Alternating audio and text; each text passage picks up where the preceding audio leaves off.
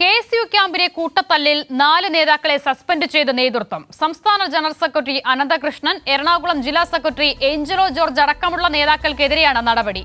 അനന്തകൃഷ്ണനെതിരെയുള്ള നടപടി വാർത്ത ചോർത്തിയെന്നാരോപിച്ചാണ്. അതേസമയം പ്രതികാര നടപടിയെന്ന കെ സുധാകര വിഭാഗം നേതാക്കൾ പറയുന്നു. വിശദമായ റിപ്പോർട്ടുമായി ധ്രുവൻ ചക്രവർത്തി. അസിത, നെയ്യാഡാമിൽ നടന്ന KSUവിൻ്റെ പഠന ക്ലാസ്സിൽ നടന്ന കൂട്ടത്തല്ല് കൂടുതൽ പ്രശ്നങ്ങളിലേക്ക്, കേരളത്തിലെ കോൺഗ്രസിൻ്റെ സംഘടനയ്ക്കുള്ളിലെ പ്രശ്നങ്ങളിലേക്ക് നീങ്ങുന്നു എന്ന് തന്നെ കരുതേണ്ടി വരും. അതിൻ്റെ ഏറ്റവും പ്രധാനപ്പെട്ട കാര്യം ഇന്ന് വന്ന സംഘടനാ നടപടിയാണ്. ഇന്ന് സംഘടനാ നടപടി KSUവിൻ്റെ സംസ്ഥാന നേതൃത്വത്തിൻ്റെ റിപ്പോർട്ടിൻ്റെ അടിസ്ഥാനത്തിൽ NSU നേതൃത്വം ഇന്ന് നടപടിയെടുത്തു. അത് KSUവിൻ്റെ സംസ്ഥാന ജനറൽ സെക്രട്ടറി അനന്തകൃഷ്ണൻ അടക്കമുള്ള 4 നേതാക്കൾക്കെതിരെയാണ് നടപടിയെടുത്തത്. ഇത് 4 നേതാക്കളിൽ 3 പേരും കെ സുധാകരൻ്റെ അടുത്ത അനുയായികളാണ്.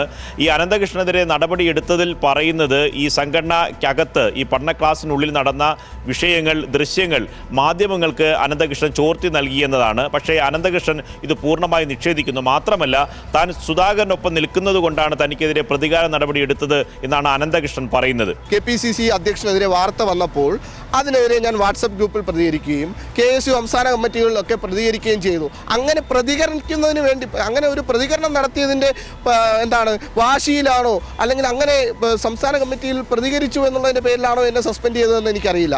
ആ ക്യാമ്പിലേക്ക് KPCC അധ്യക്ഷനെ കെ സുധാകരനെ ക്ഷണിച്ചിരുന്നില്ല എന്നും അത് അങ്ങ് ക്യാമ്പിനുള്ളിൽ വെച്ചോ പുറത്തു വെച്ചോ ഈ പ്രസിഡന്റ് ശ്രദ്ധയിൽപ്പെടുത്തിയോ, അങ്ങനെ എന്തെങ്കിലും അത് ചോദ്യം ചെയ്തതിൻ്റെ പ്രതികാര നടപടിയാണെന്ന് കേൾക്കുന്നുണ്ട്. അല്ല, ആ ദിവസം KPCCയുടെ അധ്യക്ഷൻ തിരുവനന്തപുരത്തുള്ള ദിവസമായിരുന്നു. അപ്പോൾ സ്വാഭാവികമായിട്ടും KPCC അധ്യക്ഷനെ ആ ക്യാമ്പിലേക്ക് വിളിക്കേണ്ടതായിരുന്നു, ക്ഷണിക്കേണ്ടതായിരുന്നു. അതിനി സംസ്ഥാന പ്രസിഡൻ്റെ ഭാഗത്ത് നിന്ന് അതുകൊണ്ട് എന്ത് വിളിക്കുന്നതിന് സംബന്ധിച്ച് എന്ത് ഒരു ബുദ്ധിമുട്ടാണ് ഉണ്ടായതെന്ന് കുറിച്ച് എനിക്ക് അതിനകത്ത് ബോധ്യമില്ല.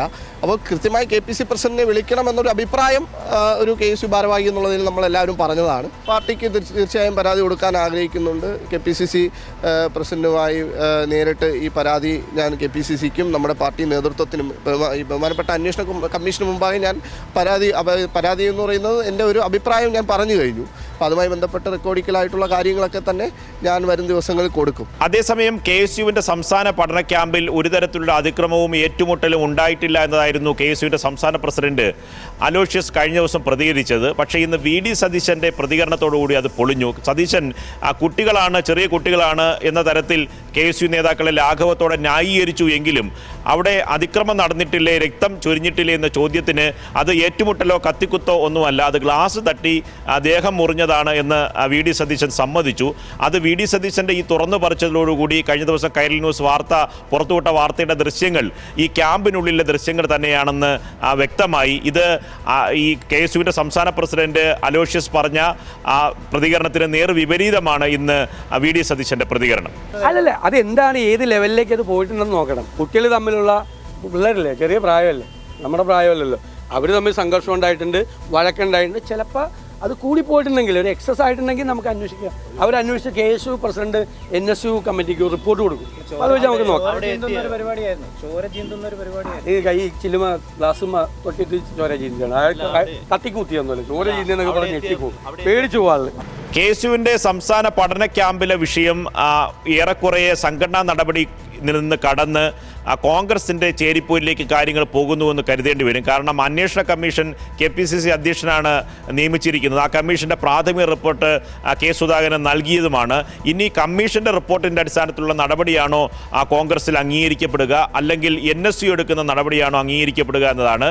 ഇത് സംഘടനാ നടപടിയിൽ VD സതീശനും കെ സുധാകരൻ 2 ചേരിയിലേക്ക് മാറുകയാണ്. അടുത്ത ദിവസങ്ങളിൽ ഇത് സംബന്ധിച്ച കൂടുതൽ പ്രതികരണങ്ങളിലേക്ക് നേതാക്കൾ പരസ്യ പ്രതികരണത്തിലേക്ക് വരാനുള്ള സാധ്യതയും ഉണ്ട്. അസിത.